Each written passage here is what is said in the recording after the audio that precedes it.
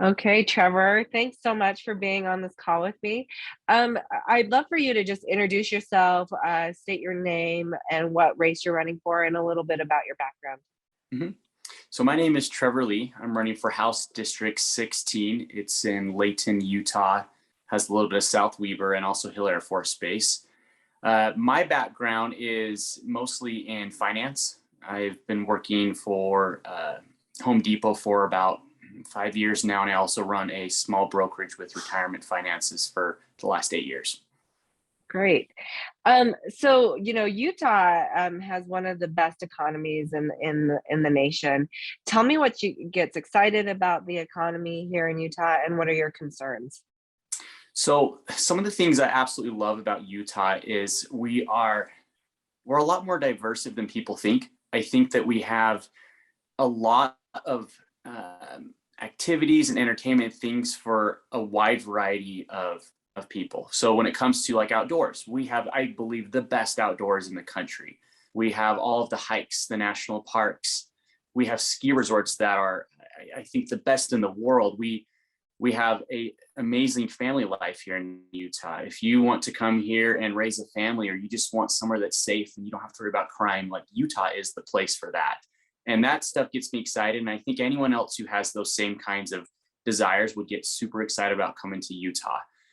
Uh, Things that worry me is I really don't want Utah to change. I love Utah the way it is. I don't want people to come here and think like, you know what, I want to make it more like New York City, or I want to make it like San Francisco. I really want Utah to stay the way it is. And we can be inclusive to anyone who wants to come and enjoy all these great things that we have. And I just love that about Utah. Great. Yeah, I love Utah as well. And there's a reason why we're here. Um, so when it comes to the growth of businesses in Utah, what do you think the state's role is, and the legislature's role is in helping fuel that growth, or maybe not at all? Yeah. And I may be a little bit different, but I think the state should have as little impact as possible on businesses and the decisions that they make. I think that we need to get out of the way and let them flourish and thrive based on their ability to not have government impede on that. So the role that I do think government has, or that we do as a state legislature, is to make sure there is a fair playing field. I don't think that the small companies need to be competing with the corporations with some of the same requirements that they would have. I think that everyone should have the ability to flourish and thrive without having stuff that hurts them, that are Mhm. requirements from the government. And some of those big ones are taxes. I think that businesses shouldn't have to be worried that they have to pay so much in taxes to the government. And I know it's hard, but if you want like benefits for a company, I think companies need to have the ability to decide what benefits they give to their employees. And the better ones will thrive. If you want to have if you want like more benefits, or you want better pay, then you should have the ability to move around to different companies. And I have a lot of friends and buddies who are CEOs of companies, and what they do is they have the ability to scale. If they want to grow their business in Utah, it's really easy right now to do that.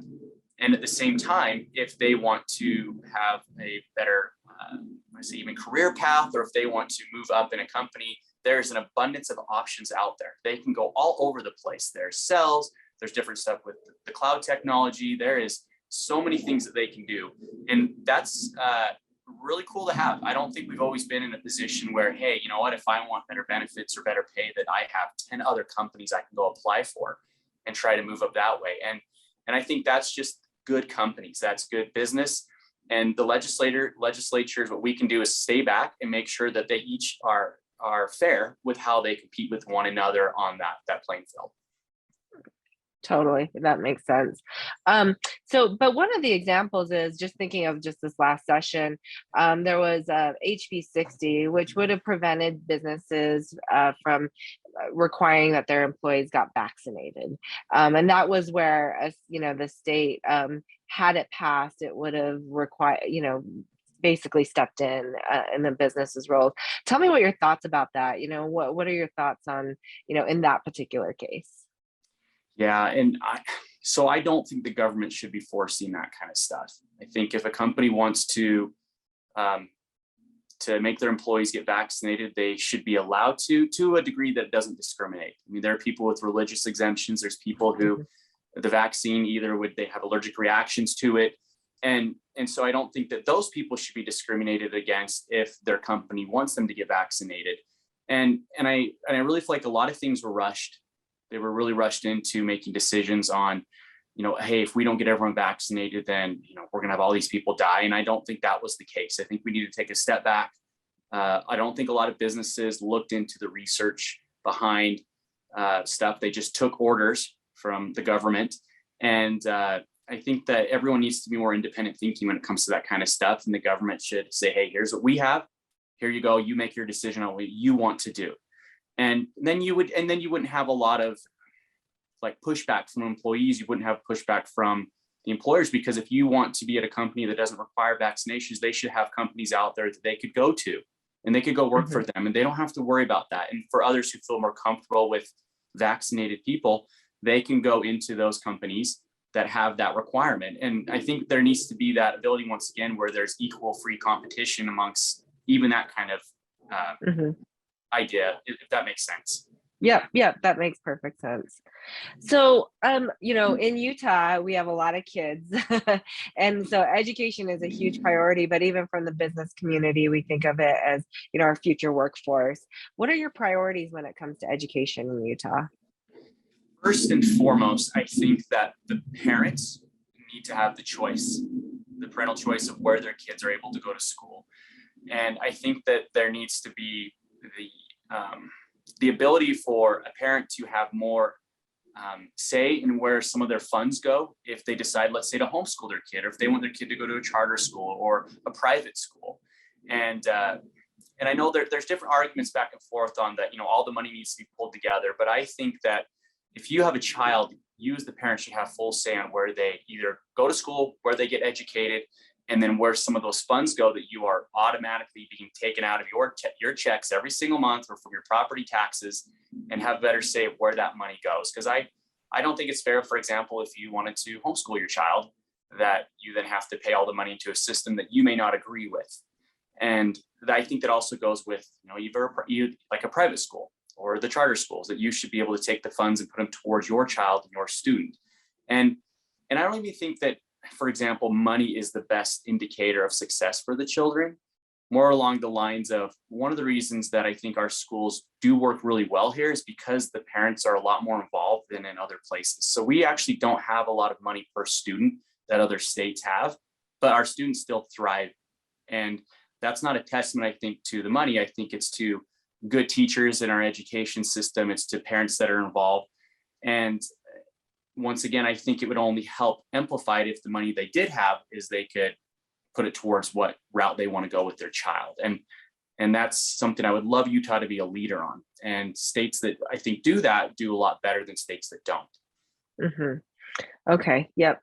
That's helpful to understand. So one of the, we surveyed thousands of tech employees throughout the state. One of the biggest issues that came up, and number one across the board, was air quality. Do you think that the state is doing enough to address this, or, or maybe it's adequate? I'd love to get your thoughts on that. Yeah, I don't think there's a lot the state can do, right? I mean, to what extent, with the amount of CO2 that's coming out, that's making the air worse. I mean, do you stop all people from driving their cars? That's just not feasible. That's not doable. And just naturally, as people get better vehicles and there's better engines and it's more clean, and even the refineries along the Wasatch Front, places like that, they've become more and more efficient over time, and they're actually the best they've ever been. And a lot of people don't realize that, but our air quality has significantly gotten better over the last 20 years. It's every single year, it just seems to be getting better. Now, obviously, there are periods where the air quality is worse here in Utah, and that goes to us being in our bubble up here. It's kind of weird how the bowl works, and the air moves in and it just gets trapped in there with the different temperature, especially in the winter that we have. And some winters are worse than others. I know this last winter wasn't as bad as some of the ones we've had in the past, but it's just going to fluctuate.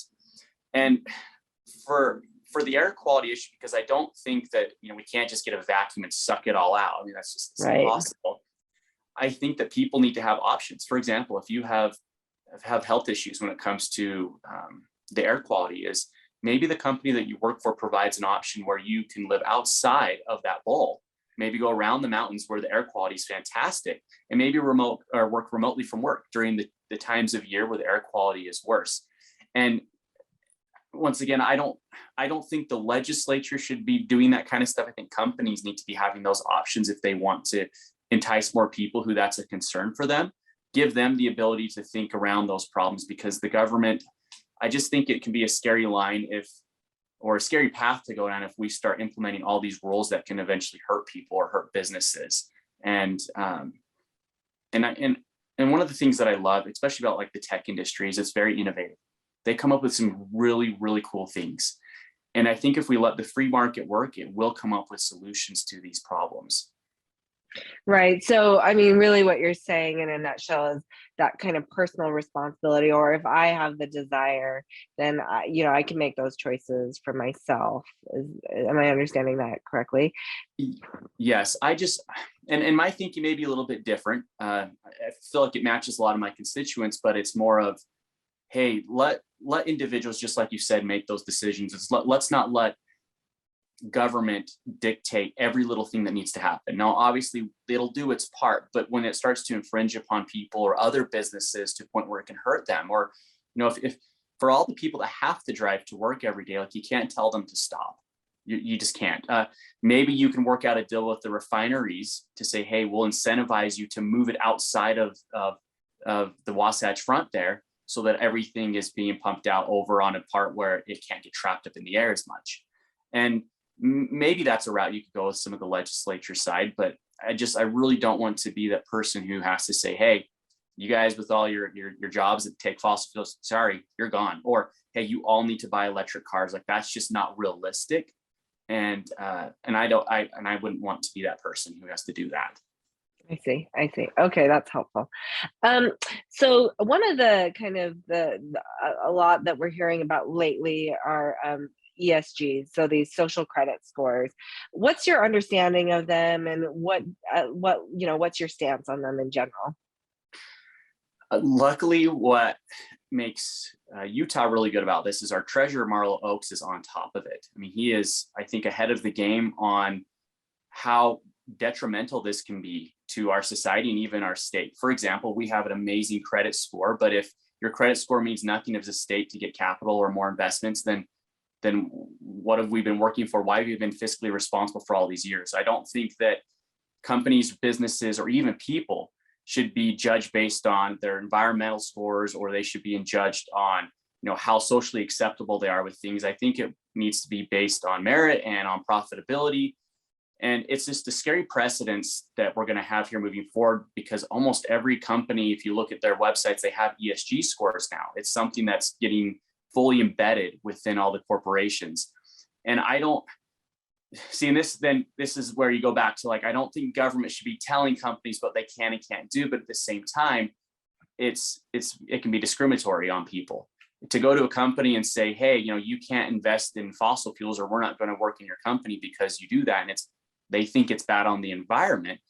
Well, then where is that company going to go? They need to have options. And that's where I think the government can come in and regulate and say, hey, in Utah, we won't do business with companies that have ESG scores, and lead the way on that. Because, and an example I know has been thrown out, this is true. We have a utility company in Utah who they had their insurance company come to them and say, because of an ESG score, we will no longer insure your fleet of vehicles because you get your power from coal. And that's scary. And everyone gets their power pretty much from gas and fossil fuels in their own cars. So are they not going to insure all the individuals who have insurance policies underneath them?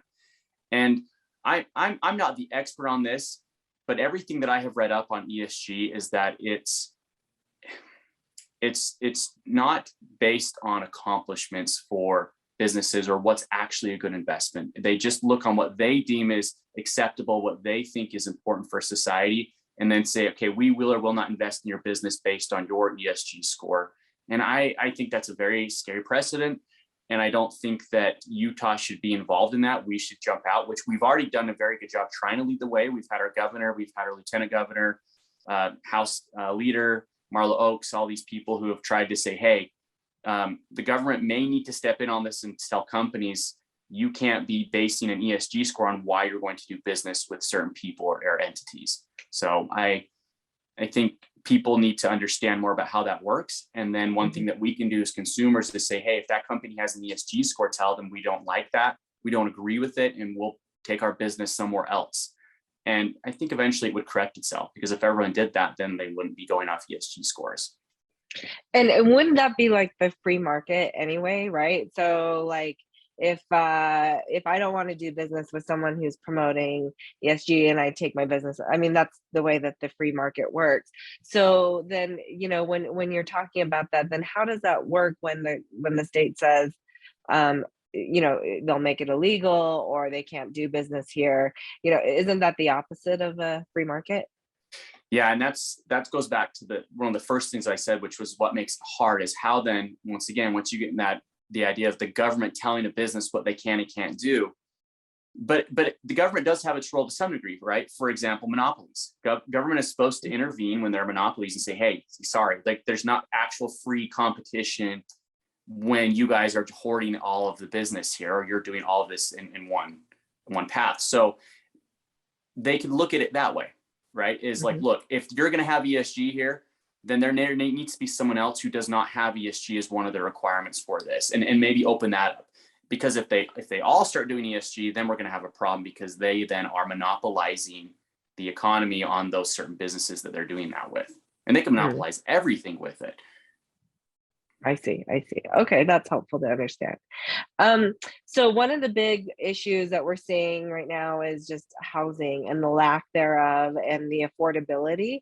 Do you think the state should be involved in any of that, in assisting with increasing inventory or making it more affordable for certain individuals? I think a lot of it needs to be delegated on the more local levels, like the city. The cities have their planning commissions and they do zoning and they figure out, you know, where they want the housing to go, where they want commercial. And it's a really hard conversation to have with a lot of people, because if you, and I think we've even talked about this, is, you know, if I were to ask most people, do you want to live next to some high rises? Do you want to live next to a bunch of high density housing? Most people would say no. And so should government just be forcing people to do that or go in there? I don't think so. And I think, honestly, the rising increase is a testament to how amazing Utah is, right? Everyone wants to live here. And so with everyone, you know, jumping on the train and heading to Utah and wanting to live here, it's just naturally going to increase our pricing. And it's really hard, and it's sad for people who can't afford it.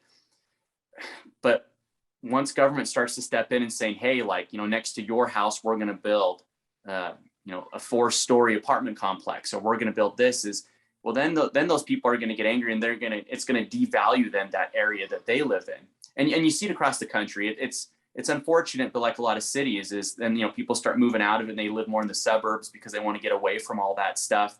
And so I think there needs to be kind of more of a line drawn of exactly where that can happen and where it can't. And cities, I think, do a pretty good job about it for the most part. I mean, you have some cities who have none of it and some cities who have a lot of it. And if you don't want to live by that, then you go into a city who doesn't have it, or city who does, and leave it up to them on their local, the local municipalities and the mayors and the city councils to decide how they want to do their zoning.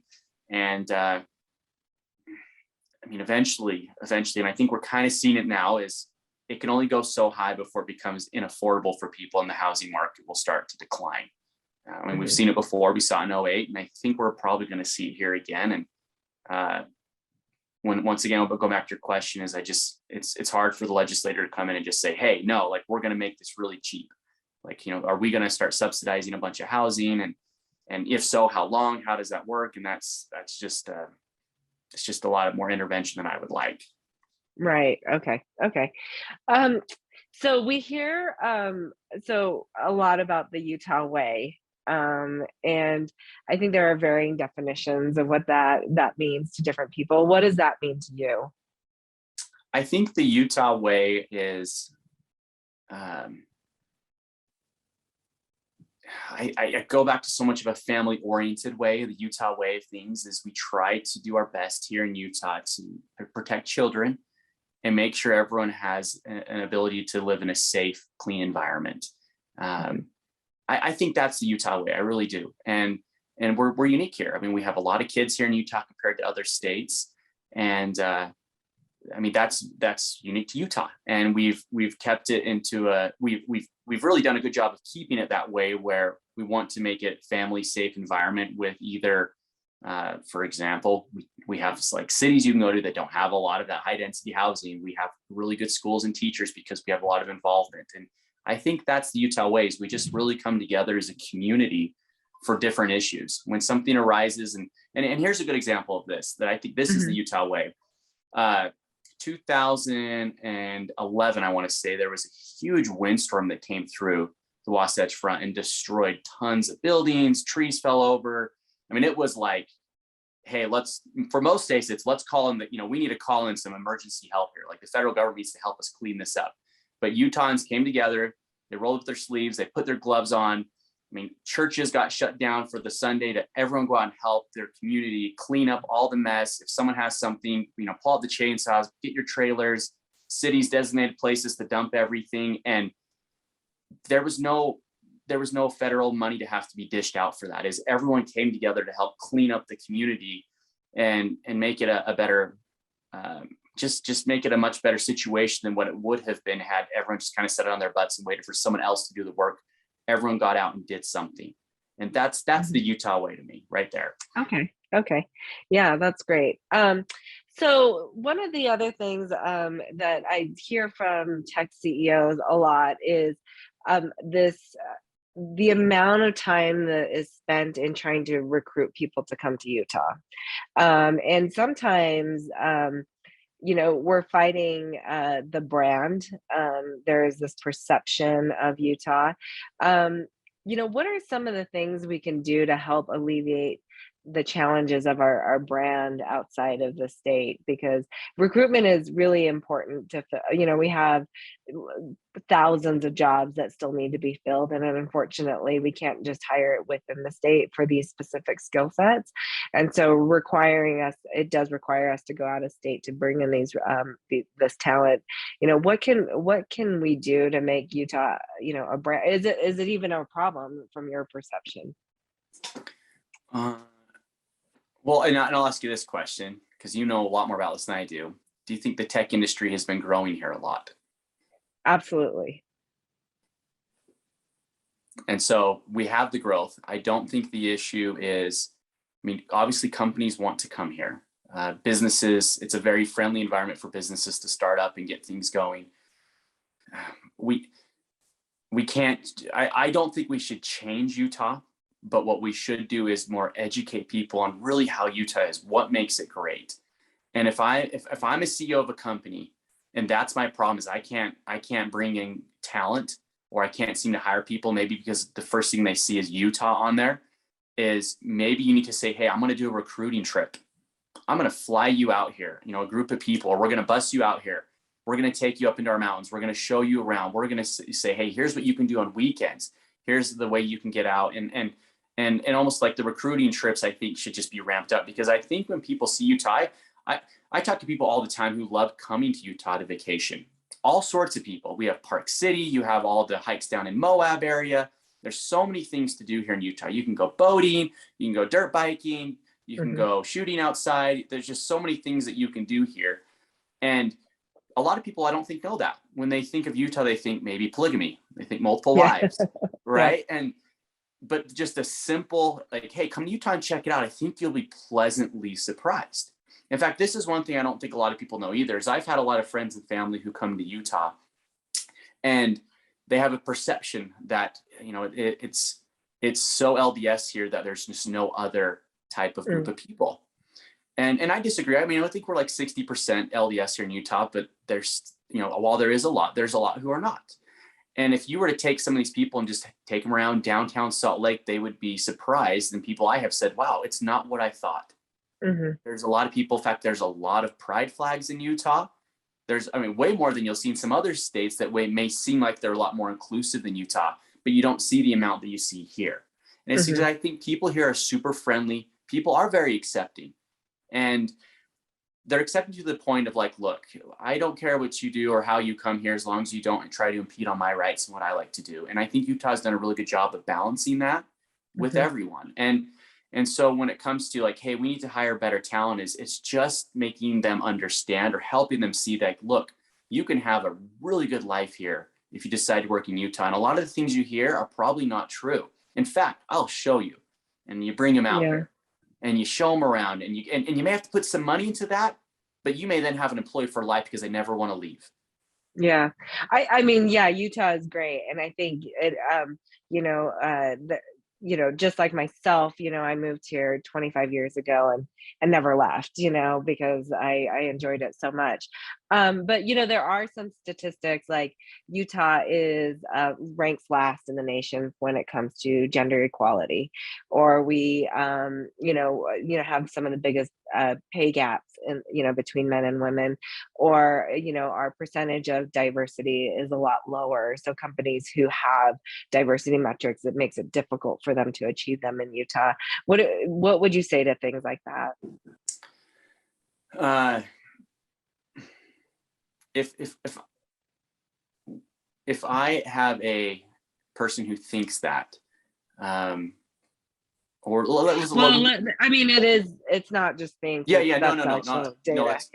So let's say you, for example, Sunny, that you think that you're not getting paid as much as you should be. And you think because, hey, I'm a woman, but I know this guy over here, I think he's getting paid a lot more than I am. Whose fault is that? Is that the business owner? Is that their fault? Is that the CEO's fault for not paying you as much? Yeah, I think most would say it was the responsibility of the business to recognize. Right. Yeah, right.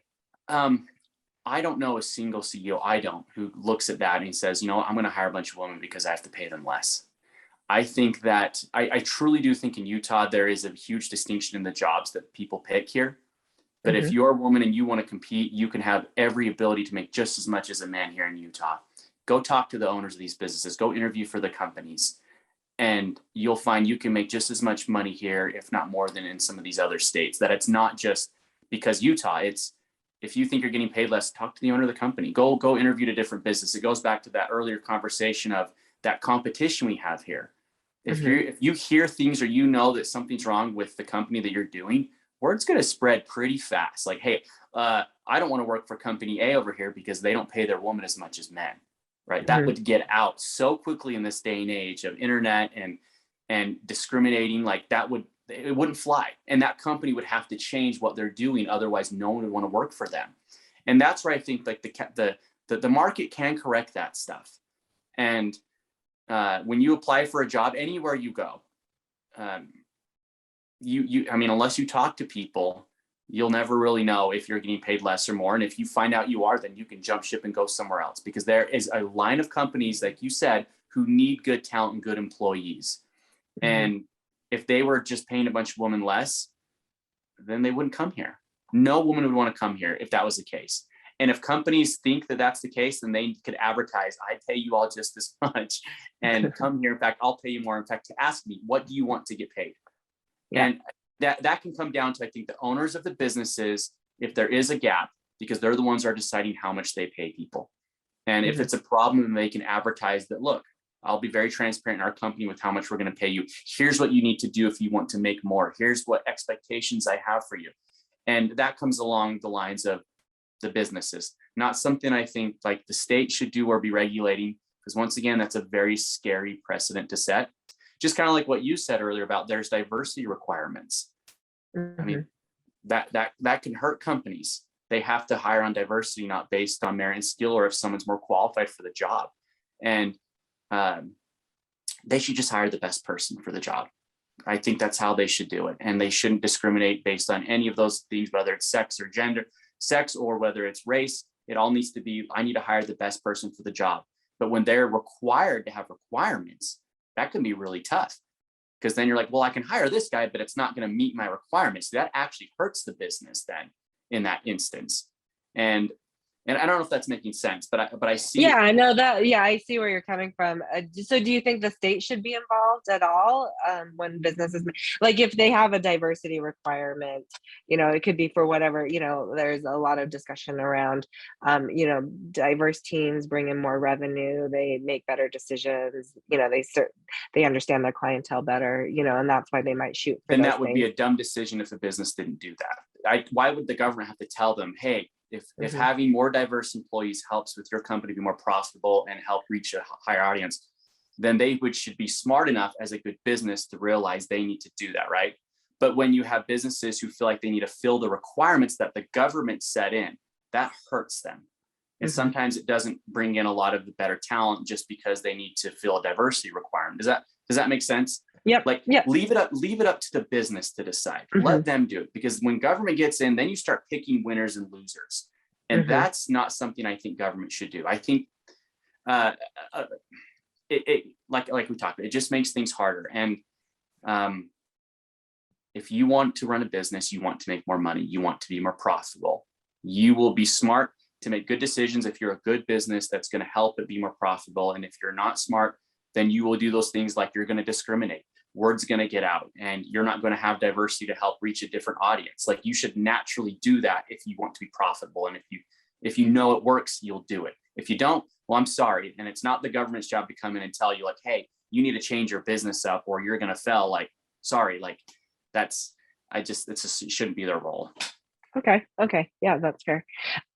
So right now, there is a lot of political divisiveness, you're either or. And I've been hearing a lot about what a real Republican is. Define what that means to you, because that was something that was new this year that I hadn't heard before. I think a Republican.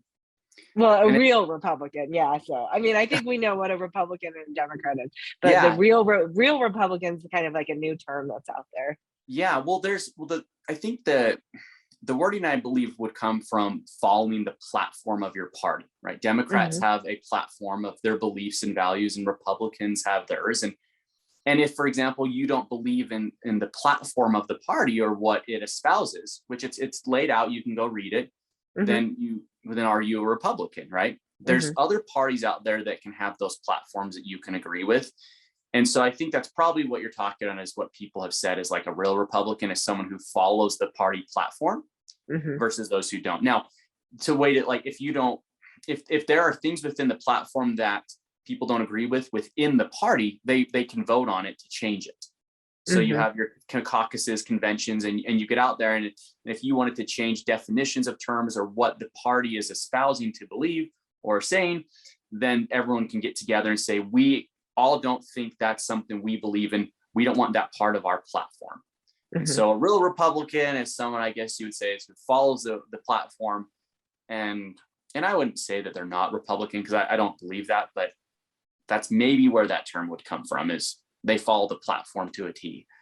I see. So it's kind of like they have to follow everything. Is it like an all or nothing? Or I mean, just because someone says it doesn't mean I think it's true, right? Like, I think there's a lot of people who don't believe everything in the platform, but they are Republicans, right? And if people are using that term to be divisive, I don't know what to tell them. Like, I don't think that helps any party when they try to be like not inclusive to people just because they don't believe everything. Now, I think there are things that are distinct differences within a party, that if it's like so far in left field and party B believes that, then yeah, they should probably go join the other party. Because what you see here, and this may be another phrase of where it's coming from, is people in Utah know that to win in a lot of elections, you have to be a Republican. That's just, we're a Republican-led state. We have the House, the Senate, our governor. And so if you're a Democrat, sometimes what you'll do is you'll go then sign up to be a Republican, even though you hold all the Democrat Party platform values, just so that you can then feel like you have a chance to win. And so in Utah, when people say, are you like a real Republican? Like, are you really a Republican? Or you just have it written down or checked on your card that you're a Republican because you can't and otherwise get anything done, because that's not what the majority believe yet. Right. And that's where that term rhino comes in, which was, yeah, kind of a funny term that I heard not too long ago.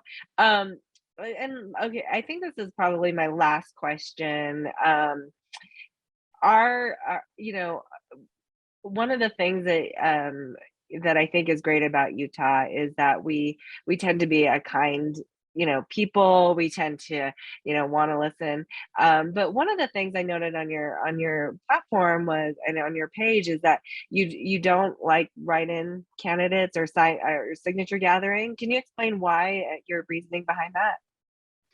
Yeah, it's no secret that most people don't care about politics. I mean, most people don't vote. And then within that group, most people aren't involved who vote once you get into the people who actually vote. I mean, if you didn't care a thing about politics, you had no clue about anything, but they mailed a ballot to your home, how important is that vote? I mean, obviously you have the right to vote, and everyone does. Anyone can go vote, but is it as important, or is it as, how would I word this? Do you devalue the vote when people don't care, but they just fill it out? Hmm. And I love what we have here in Utah, which is our caucus system. We have our conventions, and you have an ability to say, look, I'm really busy. I don't have the time to be involved in politics, but I know it makes a big difference in my community and the environment. So we elect delegates locally. All your neighbors get together, and I'm not sure if you know how the caucus system works. Yep, yep. I'm a Yeah. delegate. Yeah. So, Yeah, great. Yeah. See, Yeah. because you want to be involved, you want to get out there and you want to make your voice heard. And a delegate really shrinks it so that you're supposed to listen to your neighbors who've elected you, and you can then go talk one-on-one with all the candidates out there. And it's more intimate. You can ask them questions, and they know, the people who are running, they have to be accountable to the delegates, who are, in my opinion, the most informed voters, doing the research, putting the time into to vet the best candidate for who they are representing the people. It just kind of shrinks the pool there of making sure the most informed are now picking the candidate for the party. See, this isn't the general election here. This is just Democrats, Republicans. We each pick our best candidate. So the problem, I think, is you're going to get someone who does not care about the delegates. And so they're going to bypass all of that because they paid a company to gather signatures for them. They didn't do the work. They didn't go door to door. In fact, if maybe you want to change that, make sure the candidate has to individually go door to door and gather signatures, because then they put the work in there. But in my opinion, that's just like campaigning in the general election. You go door to door, ask for someone to vote for you. A lot of these people who sign this stuff from these companies who are paid to gather signatures, they have no clue what they're signing. So you're putting someone on the ballot to represent your party because they were able to pay a company to do it. And I think that's wrong. I think the best candidates are going to come out of the caucus system because they were picked by the most informed voters to represent their party. And then let everyone decide in the general election, right? In Utah, luckily for me, I'm a Republican. We have a Republican majority. The Republican's going to win most of the time. But that's why I think it's so crucial that the most informed voters pick the party's nominee within the caucus convention system, not leave it up to, I don't know anything about this, I'm just going to fill in that bubble there. And it is what it is. But I think that it has drastically changed our system here, because there's a lot of people who they don't even get close to winning in the convention system. But then you got 4 other people who gather signatures, and what happens is now you're splitting the vote 4 ways to become the party nominee. And I don't think we then get the best candidate once it's at that point, because you're involving now all the other people who didn't know or had no clue what was going on. And sadly, I think a lot of candidates feed off that. They feed off of making sure, like, you know what? I know I can't convince delegates to vote for me, so I'm going to go and get people who know nothing about politics to vote for me. And just so to be clear, not everybody uses a paid signature gathering group, right? So some people do go door to door and I signatures. applaud that. I think that's great. Okay, so you're okay with that? It's the paid. I think so. But I'm talking about the bigger races where it is very hard, where there's so many signatures that with the allotted amount of time that, I mean, they wouldn't do it. Now, I do know people who have done that, and like I said, I'm okay with that if they want to go do it themselves individually. So Anyways, Okay. that's my thoughts on it. And like being inclusive is anyone can get involved in our system here. And I think it's a lot of fun. In fact, this last year at state convention, there was 50% of the delegates were brand new, had never done it before. Mm. I think that's great. That's fantastic. Like get involved and go out to your system.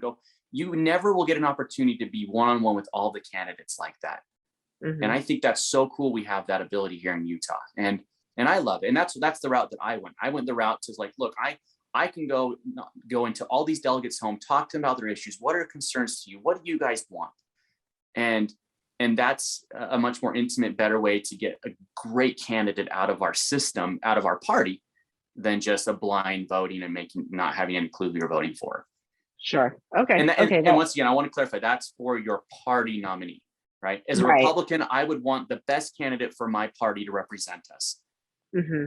Decided by the delegates that have been elected at caucus. Yes. Now, but in a general election, if you just want, it's full on, hey, here you go, that's okay. And let the masses decide. It is what it is. But for my party, I would want the best nominee to represent me in my party as a Republican. Okay. Yeah. Thank you for the clarification. Anything else that you would like our audience to know about you, or things about your platform that we may have missed?